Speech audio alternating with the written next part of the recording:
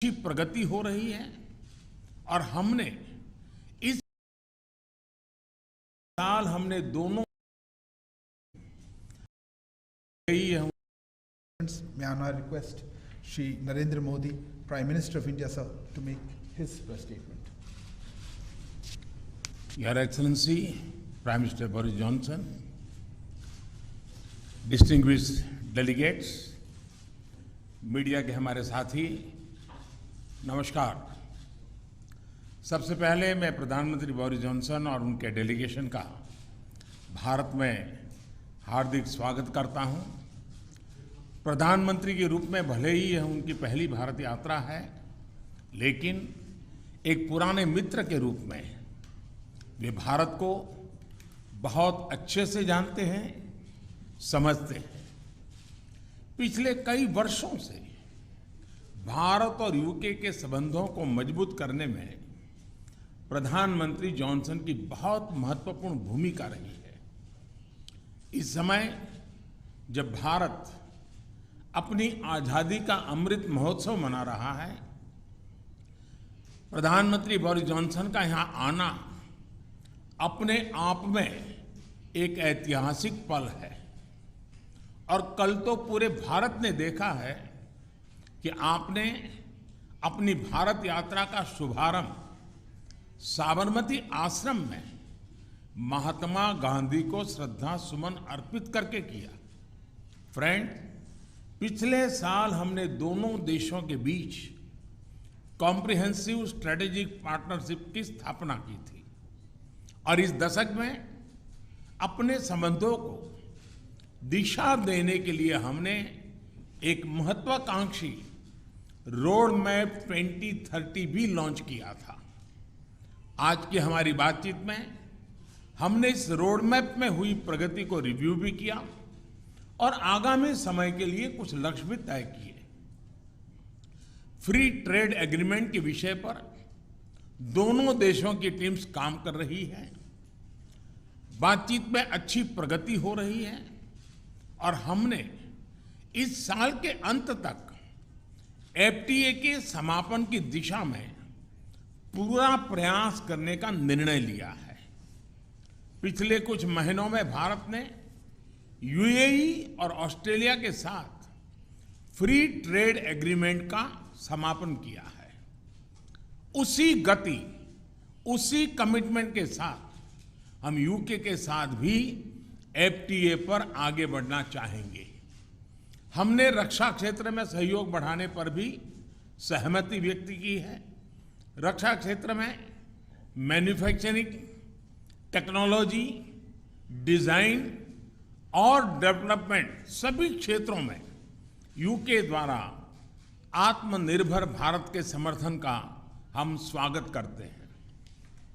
Friends, Bharat में चल रहे व्यापक रिफॉर्म्स हमारे इंफ्रास्ट्रक्चर मॉडर्नाइजेशन प्लान और नेशनल इंफ्रास्ट्रक्चर पाइपलाइन के बारे में भी हमने चर्चा की। हम यूके की कंपनियों द्वारा भारत में बढ़ते निवेश का स्वागत करते हैं और इसका एक उत्तम उदाहरण हमें कल गुजरात में हालोल में देखने को मिला। यूके में रहने वाले 1.6 मिलियन भारतीय मूल के लोग समाज और अर्थव्यवस्था के हर क्षेत्र में सकारात्मक योगदान कर रहे हैं। हमें उनकी उपलब्धियों पर गर्व है और इस जीवंत सेतु को हम और मजबूत करना चाहते हैं। इस दिशा में प्रधानमंत्री जॉनसन ने निजी रूप से बहुत योगदान किया है। इसके लिए मैं उनका अभिनंदन करता हूं। फ्रेंड्स, हमने ग्लासगो में आयोजित COP26 में लिए गए संकल्पों को पूर्ण करने के लिए अपनी प्रतिबद्धता जताई।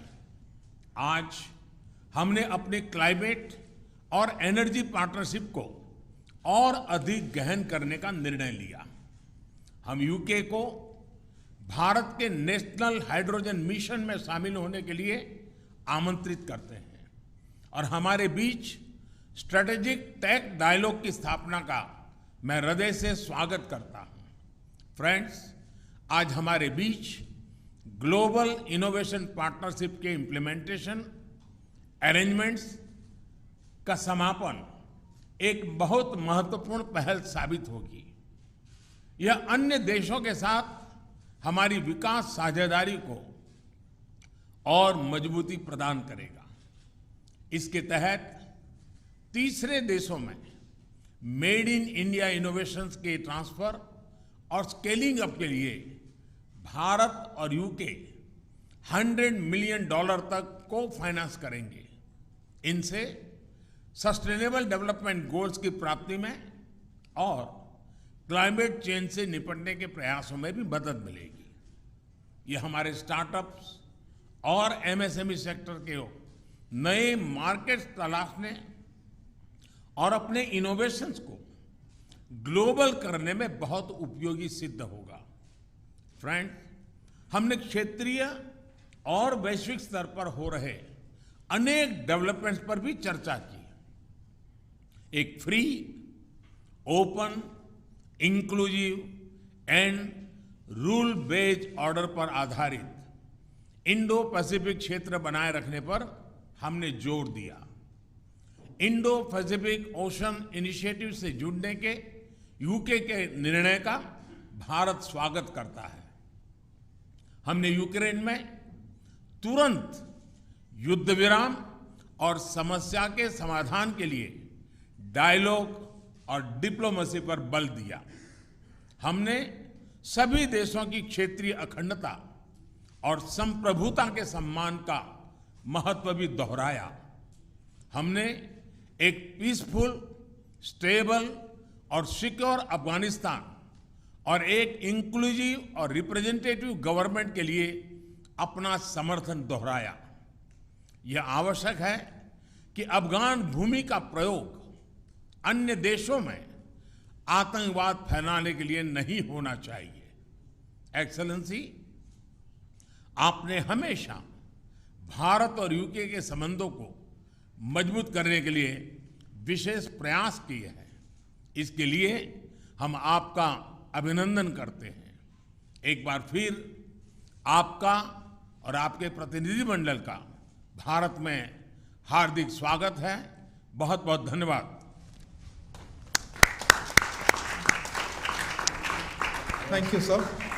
May I now request His Excellency Right Honourable Boris Johnson. Thank you Prime very, Minister. very much. Thank you all. My friend, Prime Minister Modi, Narendra, my khas dost, I think is the phrase I want in Hindi. We've had a fantastic 2 days here in India. And yesterday I became the first Conservative Prime Minister to visit Gujarat, which is your birthplace, of course, Narendra, but as you've just said, the ancestral home of about half of all the British Indians, and I had an amazing reception, absolutely amazing. I felt a bit like Sachin Tendulkar, and my face was about as ubiquitous everywhere as Amitabh Bachchan.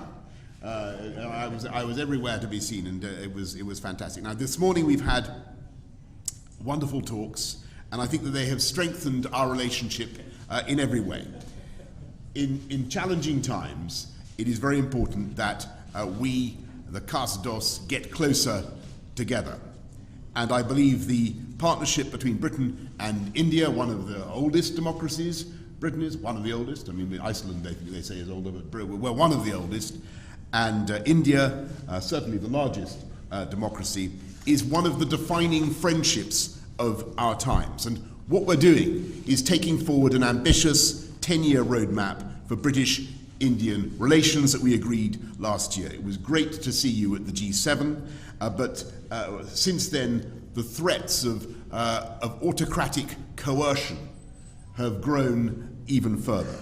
And it's therefore vital that we deepen our cooperation, including our shared interest in keeping the Indo-Pacific open and free. So today, we've agreed a new and expanded defence and security partnership, a decades-long commitment that will not only forge tighter bonds between us, but support your goal, Narendra, of Make in India. The UK is creating an India-specific open general export licence, reducing bureaucracy and slashing delivery times for defence procurement.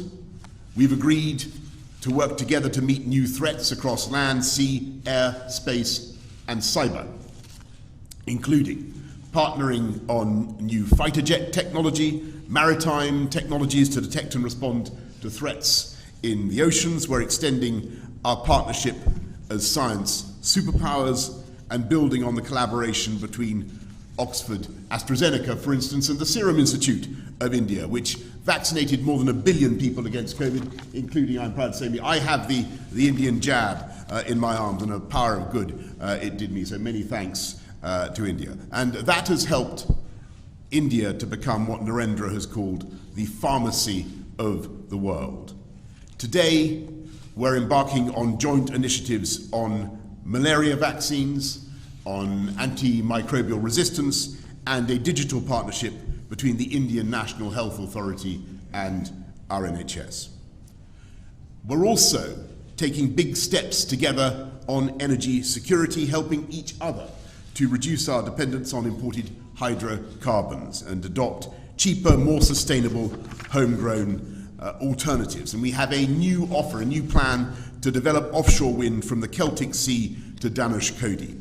We've got a new UK-India hydrogen science and innovation hub, and we're taking forward the Green Grid solar power initiative that you and I began, Narendra, at COP26 in Glasgow together with 80 other countries. It's an incredible fact that the sun provides enough energy every day to power the world 10,000 times over. You have a lot of solar power here in India. The sun's putting on a fantastic performance today, but we have quite a lot in Britain as well.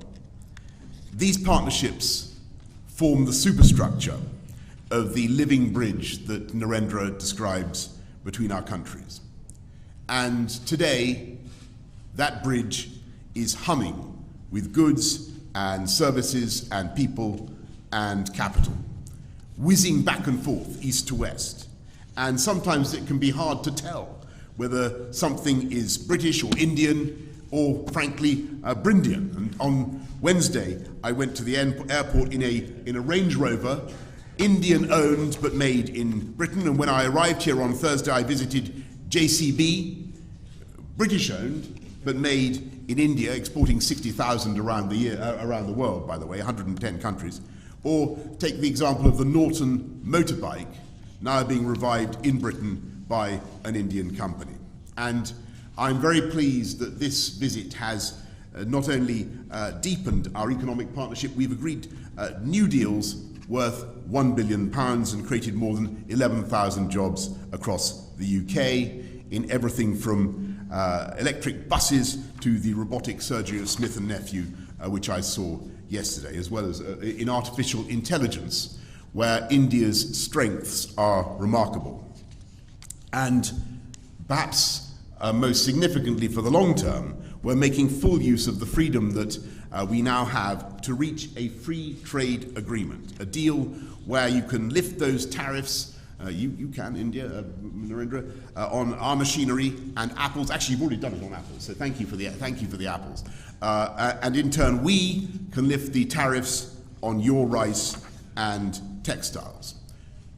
We've already closed 4 chapters, and today we're announcing new measures to make it easier to export UK-made medical devices to India and ensure mutual recognition of UK higher education qualifications. And as the next round of talks begins here next week, we're telling our negotiators, get it done by Diwali in October. Get it done by Diwali. This could double our trade and investment by the end of the decade, widening that living bridge into a multi-lane motorway pullulating with beautiful jointly made electric vehicles and creating hundreds of thousands of new jobs in both our countries. So, as India celebrates its 75th year of independence, I am filled with optimism about the years ahead and the depth of the friendship between our countries and the security and the prosperity that our partnership can deliver for our people, for generations to come. Thank you all very much, and thank you, Prime Minister Modi. Thank you. Thank you. Thank you, Excellency. That concludes the press statements. Please remain seated as the dignitaries leave the stage.